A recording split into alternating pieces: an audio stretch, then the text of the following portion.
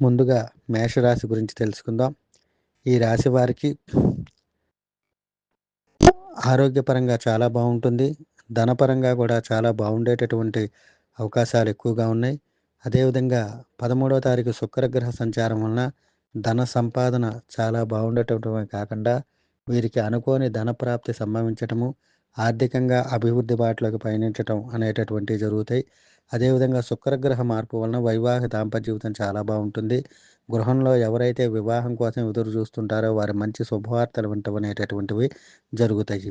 అదేవిధంగా విద్యార్థులకు మాత్రం వారంలో ఈ వారంలో రవిగ్రహ సంచార మార్పు అనేది చాలా 14వ తారీఖు ఏదైతే మధ్యాహ్నం నుంచి రవి మారుతున్నాడో దానివల్ల విద్యార్థులకు ఈ నెల రోజులు కూడా ప్రతికూలమైనటువంటి ఫలితాలు గోచరిస్తాయి.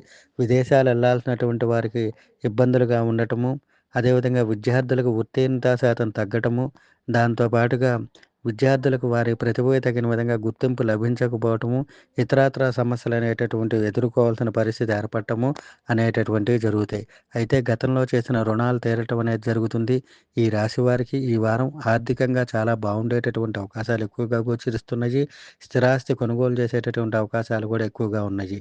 అందువలన విద్యార్థులకు మాత్రం సమస్యలు, కొన్ని విషయాల్లో ప్రతి పనిలో ఆలస్యత జరుగుతూ ఉండటం అనేటటువంటివి జరుగుతున్నాయి. వృత్తిపరంగా సమస్యలు తలెత్తటము, అదేవిధంగా ఉద్యోగస్తులు పై అధికారుల వల్ల మాట్లాడేటటువంటి అవకాశాలు ఎక్కువగా గోచరిస్తున్నాయి.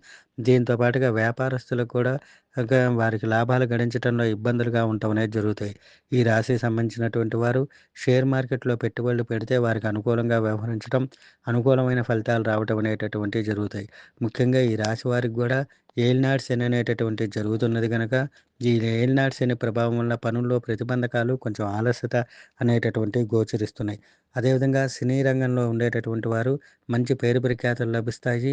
కుజుడు ఉచ్చస్థానంలోకి వచ్చినప్పటి నుంచి కూడా ఈ రాశి వారికి సంబంధించినటువంటి రాజకీయ నాయకులకు ఫలితాలు అనుకూలంగా ఉండటం, అదేవిధంగా కోర్టుకు సంబంధించినటువంటి వ్యవహారాల్లో విజయం పొందడం అనేటటువంటివి జరుగుతాయి. అదేవిధంగా కుజుడు ఉచ్చస్థానంలోకి ఉండటం వలన వీరికి అనేక రకాలైనటువంటి శుభ ఫలితాలు అనేటటువంటివి గోచరిస్తున్నాయి.